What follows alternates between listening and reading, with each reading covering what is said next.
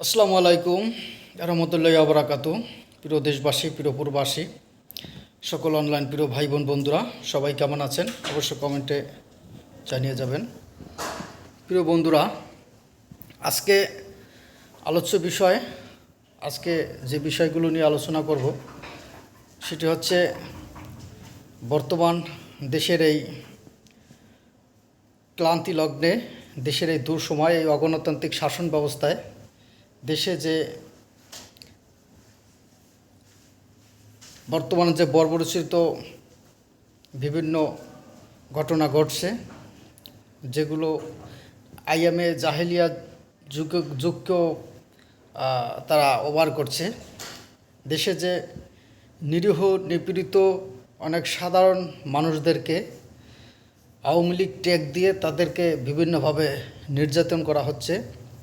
মানুষ এই বর্তমান সময়ে একটি নির্বাচিত শাসন ব্যবস্থা না থাকার কারণেই এদেশের প্রশাসন নীরব, আর সেই নীরবতায় সুযোগ নিয়েছে একদল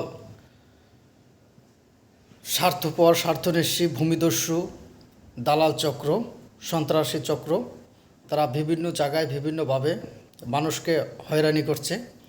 মানুষকে আওয়ামী লীগের ট্যাগ দিয়ে তাদেরকে বিভিন্ন মিথ্যা মামলায় জর্জরিত করে তাদের কাছ থেকে লক্ষ লক্ষ টাকা চাঁদাবাজি করছে, হাতিয়ে নিচ্ছে। মানুষের তাদের ব্যক্তিগত রেশ ঝাড়ার জন্য মানুষের তাদের আওয়ামী লীগের ট্যাগ দিয়ে তাদেরকে তাদের ঘর বাড়িয়ে জ্বালিয়ে পুড়িয়ে তাদেরকে গ্রাম ছাড়া করছে, তাদেরকে দেশ ছাড়া করছে, এমনকি তাদেরকে হত্যা করছে, তাদেরকে বিভিন্নভাবে কুপিয়ে জখম করছে। মানুষের প্রতি যে এরকম অমানসিক পৈশাচিক নির্যাতন, নিপীড়ন, এগুলো আর কতকাল চলবে, আর এগুলোর দায়ভার কে নেবে? এ সকল নিন্দনীয় ঘটনার, এ সকল অন্ধকার জগতের ঘটনা, এই নিরীহ মানুষের কান্না, এগুলোর জবাব একদিন এই বাংলার মাটিতে হবে। আর বর্তমানে যে ঘটনাগুলো ঘটছে, আমরা দেখছি যে 5ই আগস্টের পর থেকে প্রায় 2 থেকে 3 মাস যাবৎ এদেশের প্রশাসন নীরব ছিল, পুলিশ বাহিনী নীরব ছিল, অনেক থানার কার্যক্রমই বন্ধ ছিল, এবং শুধু সেনাবাহিনী একটু জনগণের পাশে ছিল। আজকাল সেই সেনাবাহিনীকেও তারা প্রশ্নবিদ্ধ করে তুলছে, সেই সেনাবাহিনীকেও তারা জনগণের মুখোমুখি করতে চাচ্ছে এবং আইনের কাঠগড়ায় দাঁড় করাচ্ছে।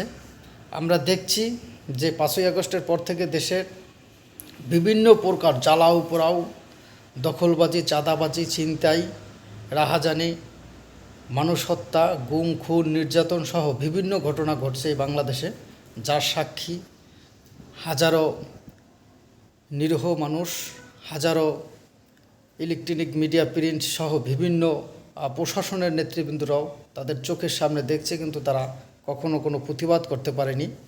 এরকম বহুত ঘটনা ঘটছে, এগুলোর দায়ভার কে নেবে? প্রিয় বন্ধুরা, আমরা দেখছি বর্তমানে আবার নির্বাচন খুব ঘনিয়ে আসছে। সেই নির্বাচনকে সামনে রেখে আমরা দেখছি বিভিন্ন রাজনৈতিক দল তারা তাদের ব্যক্তি স্বার্থে, তারা তাদের দলের মনোনয়ন ঘোষণা করার কারণে ব্যক্তি স্বার্থে তারা যারা মনোনয়ন পায় না তারা জ্বালাও পোড়াও করছে, রাজপথে তারা বিভিন্ন অগ্নিকাণ্ড করছে, গাড়ি ভাঙচুর করছে, রাস্তাঘাট অবরোধ করে রেখেছে, সাধারণ মানুষের যান চলাচল বন্ধ করে দিয়েছে, মানুষের যাতায়াত ব্যবস্থা বন্ধ করে দিয়েছে। এক্ষেত্রে যে সকল অসুস্থ রোগীরা তারা অ্যাম্বুলেন্স পর্যন্ত আটকিয়ে দিচ্ছে, এমনকি বিভিন্ন তারা তাদের নিজেদের কার্যালয়গুলো ভাঙছে, বিভিন্ন মানুষদের প্রতি হচ্ছে তারা হয়রানি করছে। তাই এই সকল রাজনৈতিক প্রতিহিংসার যে রেশ, যে জেদ, যে বিভিন্ন নিন্দনীয়মূলক ঘটনা ঘটাচ্ছে, এগুলোর বিচার কে করবে? এগুলোর দায়ভার কে নেবে? আর সাধারণ মানুষ যে ভোগান্তিতে ভুগতেছে, এগুলোর জবাব একদিন আল্লাহ নেবে, এবং এই বাংলার মাটিতে এই স্বাধীন বাংলার মানুষ এর উচিত জবাব দেবে।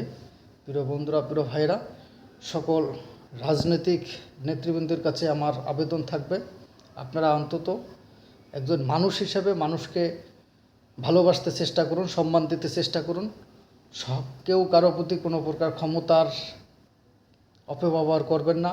কোনো রাজনৈতিক প্রতিহিংসার কারণে ব্যক্তিগত নিঃস্বার্থকে হাসিল করার জন্য রাজনৈতিক ট্যাগ দিয়ে তাদের প্রতি বিভিন্ন অকারণ বিভিন্ন পৈশাসিক আচরণ, তাদের বাড়িঘর লুটপাট করা, তাদের বাড়িঘর জ্বালিয়ে পুড়িয়ে দেওয়া, তাদের জায়গা জমি দখল করে নেওয়া, এরকম ঘটনা যারা ঘটেছে। সামনে নির্বাচন আসছে, এই নির্বাচনে তাদের রেজাল্ট অবশ্যই দেশের জনগণ, বাংলার জনগণ তাদেরকে দিয়ে দেবে। আমরা দেখেছি অনেক নেতার আন্ডারে অনেক অকারেন্স ঘটেছে, নেতা নীরবে চোখ বুজে রয়েছে, এমনকি বলছে যে তারা 17 বছর ধরে নির্যাতিত। এগুলা তারা তাদের নিজেদের 17 বছরের যে সম্পদ লস করেছে এগুলো তারা উদ্ধার করতেছে। প্রিয় বন্ধুরা, প্রিয় ভাইরা, এগুলোর সঠিক জবাব সঠিক সময় দেশবাসী, সাধারণ জনগণ, এই স্বাধীনতাকামী জনগণ, এই স্বাধীন বাংলার বাঙালিরা আপনাদেরকে পৌঁছে দিবে। ইনশাল্লাহ আপনারা পাবেন। প্রিয় বন্ধুরা, প্রিয় ভাইরা, আমরা যারা এরকম নির্যাতিত হয়েছি, এরকম ঘটনার সম্মুখীন হয়েছি, দেখেছি, চোখের সামনে দেখেছি, নীরবে কেঁদেছি, নীরবে সহ্য করেছি, আমরা এগুলো আসলে একজন সচেতন মানুষ হয়ে মুখ বুজে আর থাকতে পারছি না বিধায় আপনাদের সাথে আলোচনা করলাম। কারণ সামনে নির্বাচন আসছে, এগুলোর প্রমাণ, এগুলোর পরীক্ষা, এগুলোর রেজাল্ট তাদেরকে অবশ্যই দিতে হবে। এগুলোর প্রতিবাদ জনগণ যাতে করে, দেশবাসী যাতে করে, সেজন্য দেশবাসীর কাছে আমার অনুরোধ থাকবে, সামনে তারা যে একটি প্রহসনমূলক নির্বাচনের ফাঁদ পাচ্ছে একনাকতান্ত্রিকভাবে, সকল দলকে তারা না ডেকে, রাজনৈতিক যে সকল দেশে প্রায় 50% মতন আওয়ামী লীগ রয়েছে, আওয়ামী লীগের ভোটার রয়েছে, জাতীয় পার্টির ভোটার রয়েছে, সেই সকল বড় বড় দলকে তারা উপেক্ষা করে নিজেরা একটি রাজনৈতিক খেলা খেলছে এবং সেই খেলায় আবার তারা এখন জ্বালাও পোড়াও করছে। বিগত 1 বছর যাবৎ তারা দেশে এরকম চাঁদাবাজি, রংবাজি, ছিনতাই, রাহাজানি, বিভিন্ন গুম খুনের ঘটনায় তারা জর্জরিত ছিল, যেগুলো ইলেকট্রনিক টিভি, প্রিন্ট মিডিয়ার মাধ্যমে আমরা দেখছি। আমরা বিভিন্ন সময় বিভিন্ন চোখের সামনে দেখেছি, আমরা নিজেরা নির্যাতিত হয়েছি। আজ সেই নির্বাচন যদি হয়, সেই নির্বাচনে সেগুলোর রেজাল্ট যাতে দেশবাসী তাকে দিয়ে দেয় এবং উচিত জবাব যাতে পায়, এরকম অকর্মণ্য, এরকম খারাপ মনের মানুষরা যাতে কখনোই দেশের জনপ্রতিনিধি না হতে পারে, দেশের সেবক না হতে পারে, যাতে তাদের হাতে কোনো রাজনৈতিক ক্ষমতা না আসতে পারে, এবং তারা যদি কখনো এমপি মন্ত্রী হয় তাহলে তারা যে তারপরে কি করবে তা আল্লাহই জানে। তাই এ সকল লোকদেরকে চিহ্নিত করে এদের থেকে বিরত থাকুন। দেশবাসী সচেতন, দেশের জনগণ 5ই আগস্টের পর থেকে সবাই সচেতন। সকল সাধারণ জনগণও বর্তমানে দেশকে নিয়ে ভাবে, দেশের ভবিষ্যৎকে নিয়ে ভাবে এবং দেশের মানুষকে নিয়ে ভাবে।